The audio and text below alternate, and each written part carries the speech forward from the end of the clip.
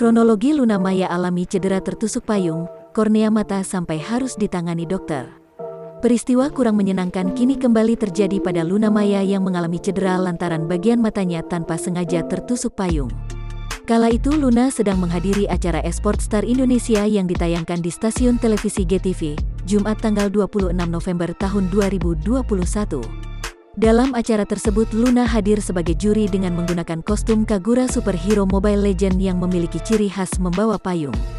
Namun siapa sangka, di balik tampilannya yang begitu cantik saat menggunakan kimono dan rambut putih panjang tersebut Luna Maya justru mengalami kejadian kurang menyenangkan.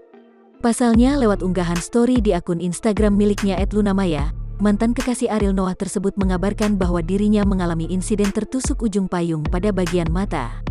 Ia pun turut menjelaskan kronologis peristiwa naas tersebut bisa terjadi.